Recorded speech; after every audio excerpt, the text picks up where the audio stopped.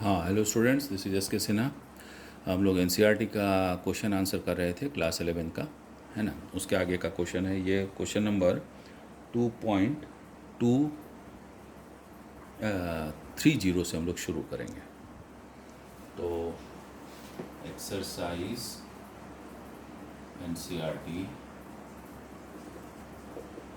Question number 2.30, इसमें कुछ set of quantum numbers दिया हुआ है। बोलता है कि कौन सा सही है ना, ये बताना है। ठीक है, तो आते हैं। देखो, पहला है n इज इक्वल टू 0। एक मिनट रुको। n is equal to 0, l is equal to 0 and m is equal to 0, s is equal to minus plus half, sorry. ये पहला सेट है। दूसरा सेट है n is equal to 1, l is equal to 0, m is equal to 0 and then ms, that is spin quantum number. हम spin quantum number को ms या s लिख सकते हैं। And this is your minus half, right. Third, 4b हो गया। c third क्या है? n is equal to 1, l is equal to 1, m is equal to 0 और s is equal to ms, and this is equal to plus half. Fourth, n is equal to 2, l is equal to 1, m is equal to 0 and ms is equal to minus half.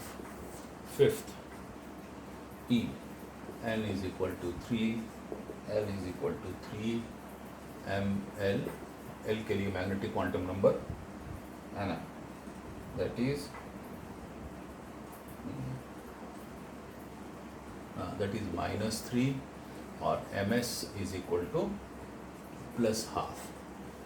और last, I think it is visible और not, हाँ दिख तो रहा है। तो this is like this, n is equal to how much? Last one, n is equal to CEF 3 and l is equal to 1, m is equal to 0 and ms is equal to plus half, right? ये दिख रहा है ना। अब देखो यहाँ पर, ये पहला क्वेश्चन, ये 2, 3, 4, 5, छठा सेट। अगर n का वैल्यू 1, 0, पहली बात कि n का वैल्यू 0 तो कभी होगा नहीं, क्योंकि जब भी इलेक्ट्रॉन होगा तो फर्स्ट ऑर्बिट से शुरू होगा। 0 ऑर्बिट मैंने कोई ऑर्बिट ही नहीं है, ये तो यहीं पर गलत हो गया, एग्जिस्ट नहीं करेगा। n का वैल्यू 1, तो l का वैल्यू क्या होता है? 0 to n minus 1। तो n का वैल्यू 1 है, तो 1 में से 1 चला गया तो 0, तो 0 से 0 माने 0, ये सही है। और m का वैल्यू क्या होता है? -l to +l, तो -0 से +0 मतलब 0, और एक इलेक्ट्रॉन है तो -half, plus half minus half कोई भी रख सकते हो एक इलेक्ट्रॉन के लिए, और दोनों होगा तो प्लस हाफ माइनस हाफ, है ना। तो ये सही है, 1, 0, 0 बिल्कुल करेक्ट है।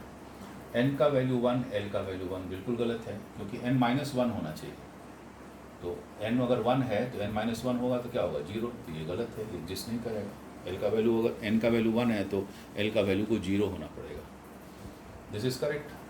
2 है तो एक कम रहेगा, और इसका अगर वैल्यू कम है, l का वैल्यू 1 है तो क्या होता है? -l to +l, हम यहाँ लिखे हैं। तो -1, 0, +1, m का वैल्यू 0 होगा, ठीक है। और एक इलेक्ट्रॉन है तो -हाफ, सही है, correct. Now let us switch over to this. n का वैल्यू 3, l का वैल्यू भी 3 ही गलत है, एक कम रहना चाहिए। ये देखो n-1, ये सही है ना। n का वैल्यू 3 होगा तो l का वैल्यू क्या होगा? 0, 1, 2, तो 1 है, 1, 2 तीनों में से कोई रख सकते हैं। उसके अनुसार प्रिंसिपल मैग्नेटिक क्वांटम नंबर अगर 1 है तो 1 के लिए क्या होगा? -1, 0, +1 होगा, है ना। तो कोई भी रख सकते हैं तीनों में से, और एक इलेक्ट्रॉन है तो plus half, this is correct. तो ये सेट ऑफ क्वांटम नंबर्स था। इसका अगला क्वेश्चन है कि how many electrons in atom have the following quantum numbers n is equal to 4, ms is equal to -12. ठीक है, this is a very simple question.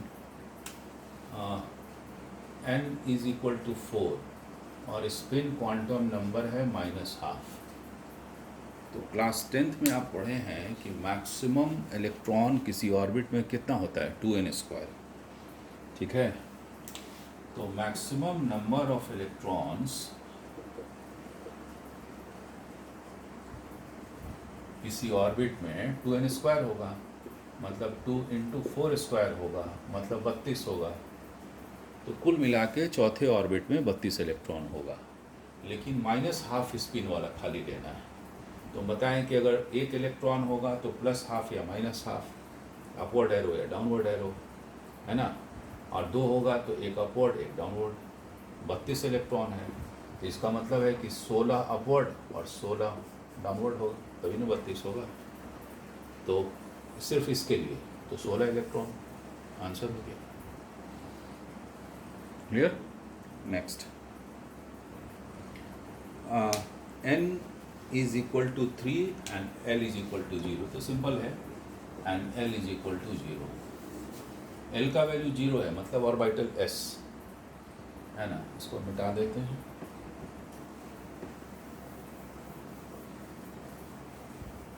ऐसे समझ लो, अगर n का वैल्यू 3 है तो l का वैल्यू क्या होगा, 0 1 2 बस.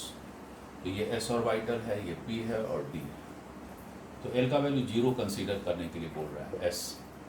तो s ऑर्बिटल में कितना इलेक्ट्रॉन हो सकता है पता ही है. s तो सिर्फ एक ही तरह का ऑर्बिटल होता है, स्फेरिकल. p3 d5 होता है ना. तो s में कितना इलेक्ट्रॉन रह सकता है, ओनली 2 इलेक्ट्रॉन्स एक ऑर्बिटल में, एक अपवर्ड एक डाउनवर्ड. इसमें 6, इसमें 10, है ना. ठीक है. Next, show that the circumference of the Bohr's orbit for hydrogen atom is an integral multiple of the de Broglie's wavelength associated with the electron moving around the orbit. Question number 3.2 है ना. ये कह रहा है, क्या कह रहा है कि क्वेश्चन नंबर 2.32, हाँ, ये इलेक्ट्रॉन घूम रहा है न्यूक्लियस के चारों तरफ. यह न्यूट्रॉन प्रोटॉन, ये electron, Bohr's orbit.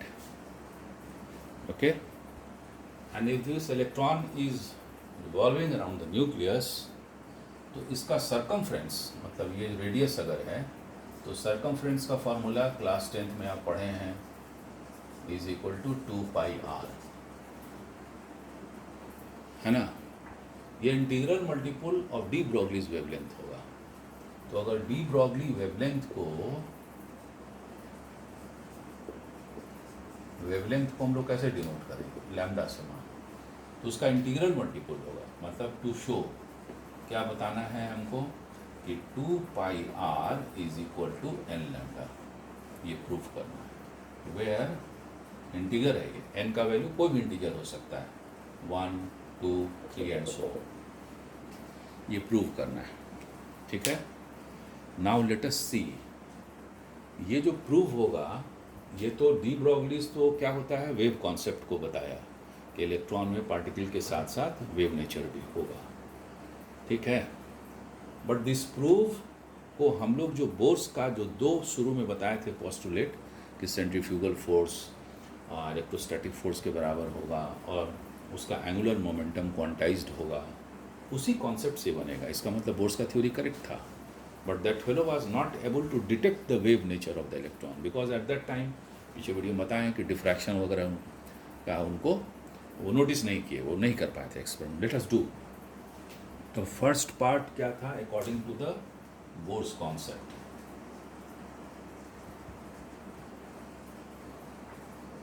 Angular momentum quantize था उनका. Angular momentum mvr is equal to nh/2π.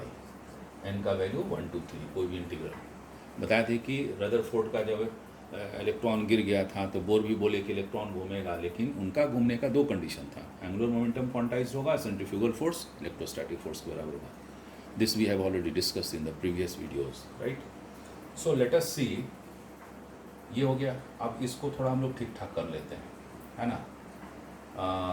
इसको क्रॉस मल्टीप्लिकेशन करो तो M V R into 2 pi is equal to N H, and यहाँ से 2 पाई आर हम बाहर निकाल लेते हैं.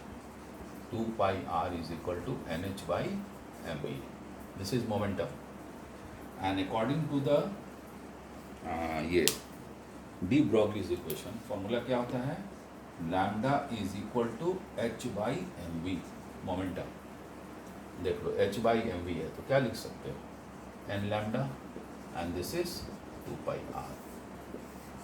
हेंस प्रूव्ड, है ना. इसका मतलब बोर्स थ्योरी वाज करेक्ट. ठीक है. Next question number 33.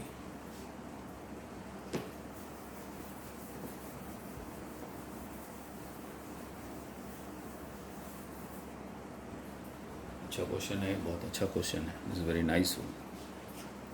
What transition in the hydrogen spectrum would have the same wavelength as the Balmer transition, n is equal to 4 to n is equal to 2 of the He plus helium plus spectrum? देखिए, the question is 2.33.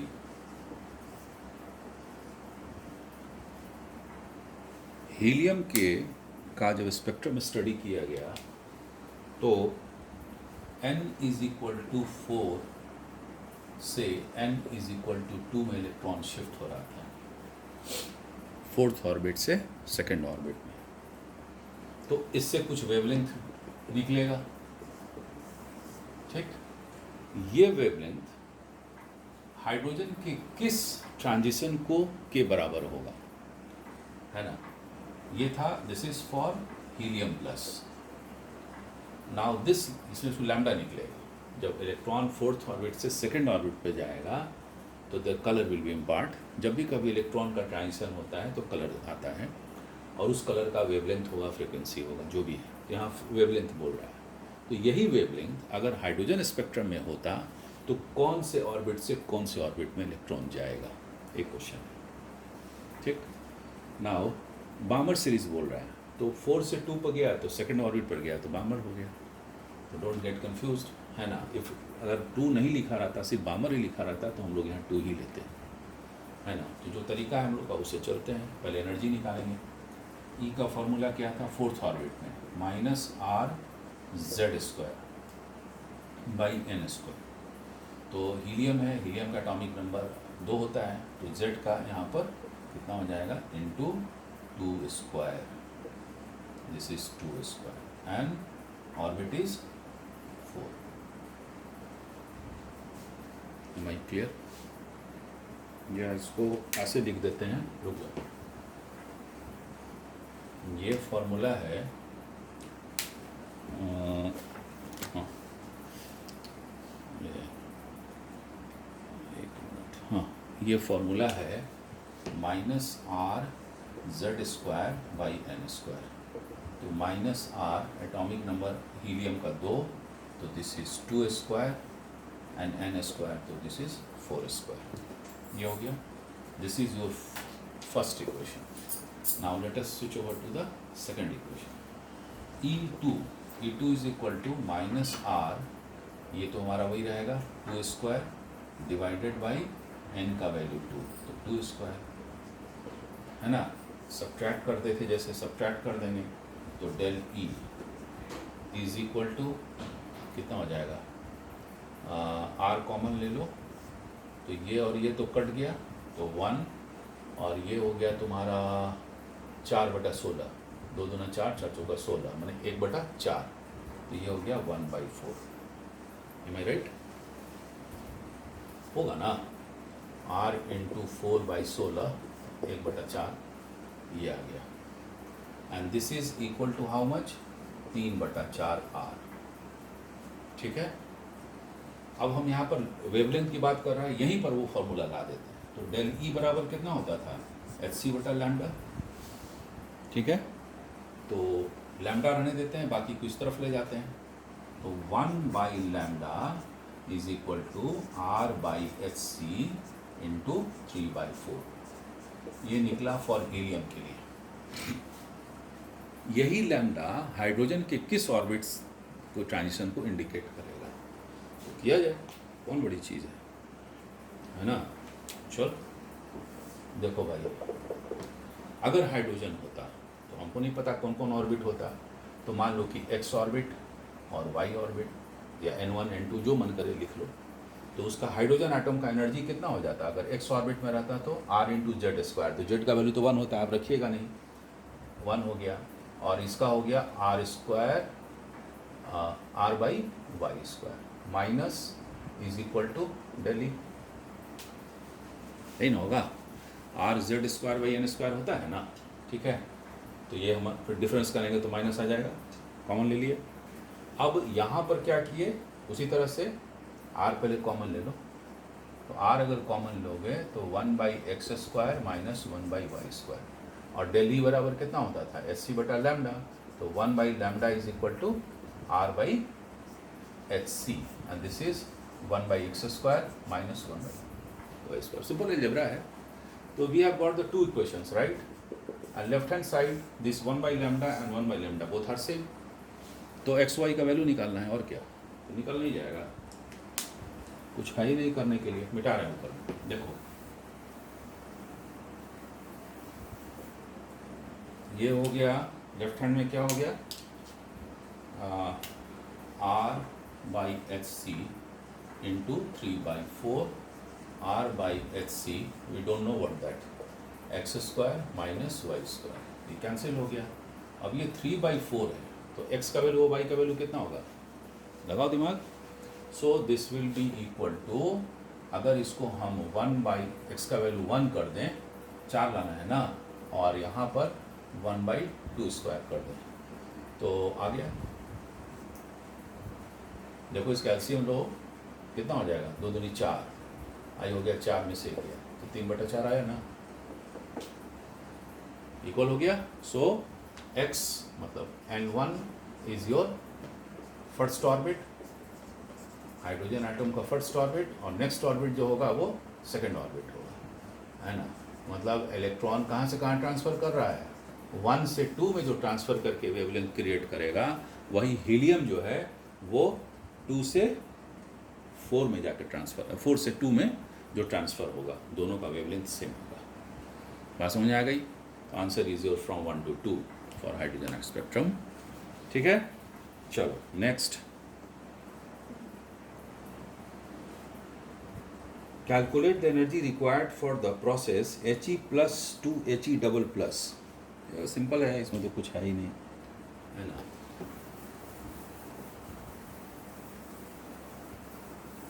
He plus से He double plus में जो electron shift होगा तो कितना energy लगेगा, बहुत simple है यार, है ना, सीधा वैल्यू बैठा दो। देखो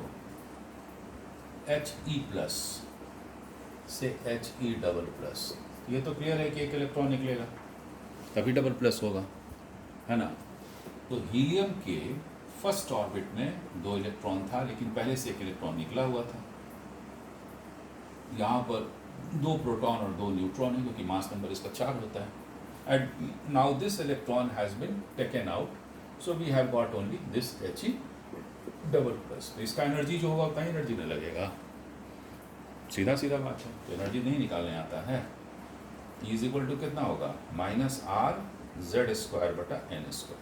फर्स्ट ऑर्बिट है, आर का value minus 2.18 10⁻18 into atomic number 2 square. वो एटॉमिक नंबर लिखना चाहिए, वो बराबर लिखना है।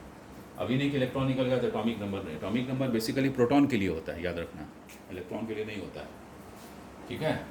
डिवाइडेड बाई कितना, एन स्क्वायर, ऑर्बिट इज 1। अब इसको सॉल्व कर दो, दिस इज योर ई, ठीक है। और हो गया। Next, if the diameter of a carbon atom is 0.5 nanometre, calculate the number of carbon atoms which can be placed side by side in a straight line across the length of 20 centimetre long. तो class 8th 9th का question आ गया, algebra का question आ गया, तो कुछ है ही नहीं इसमें। उसमें खाली कार्बन और केमिस्ट्री का लैंग्वेज यूज़ कर लिया है। बोलता है कि एक रॉड है ना, एक रॉड है, मान लो इतना बड़ा रॉड है और जिसका लेंथ है 20 सेंटीमीटर। ठीक, अब तुमको कार्बन का एटम साइड बाय साइड इसमें बैठाना है और इसका डायमीटर दिया हुआ है ना। वो डायमीटर है कितना, 0.15 नैनोमीटर। सब गेंद का, गेंद मान लो डायमीटर, बॉल है, स्फीयर है, एटम है, तो कितना एटम बैठेगा? ये यार क्या क्वेश्चन है यार, फालतू क्वेश्चन है ना। नैनोमीटर को सेंटीमीटर में कन्वर्ट कर दो, इंटू n बराबर 20 सेंटीमीटर, हो गया आंसर, n का वैल्यू आ जाएगा। अब हम नहीं बनाएंगे। 10 to the power -9 is equal to metre, is equal to कितना, 1 नैनोमीटर, है ना। अब मीटर को सेंटीमीटर में लाइएगा तो क्या कीजिएगा, 100 से मल्टीप्लाई कीजिएगा, तो 100 सेंटीमीटर का 1 मीटर होता है ना। 100 centimetre is equal to 1 metre, तो 10 टू द पावर -9 मीटर में कितना होगा, 100 इंटू 10 टू द पावर -9 माने 7 सेंटीमीटर माइनस, सॉरी, ठीक है। तो 1 पॉइंट नैनोमीटर का मतलब ये हो गया 10 टू द पावर -7 सेंटीमीटर। एक एटम का डायमीटर है, ऐसा ऐसा कितना होगा, तो 10 टू द पावर -7 मान लो इंटू n होगा, ऐसा ऐसा n होगा, तो अब कहाँ, यहाँ तक जाएगा, कितना तक, 20 सेंटीमीटर। अब n का वैल्यू निकाल लो, क्लियर है ना। तो n is equal to 20 divided by 10 to the power -7, 20 into 10 to the power 7 हो गया, this is 2 into 10 to the power 8। इतना एटम्स, इतना बॉल आके बैठेगा, ठीक है। नेक्स्ट सेम क्वेश्चन है, 2.8 एटम्स ऑफ द कार्बन, देखो इतना ही atoms are arranged, radius of carbon atom, length of the arrangement is, calculate the radius of carbon atom. Radius हो गया मैंने डायमीटर का आधा हो गया है ना। If the length of the arrangement is 3 centimetre, I don't think इसमें कोई प्रॉब्लम होना चाहिए, है ना। उसके बाद है, अब इस वीडियो में इतना ही, लंबा हो जाएगा, फिर नेक्स्ट वीडियो में आगे चलेंगे हम लोग, ठीक है ना। Okay bye.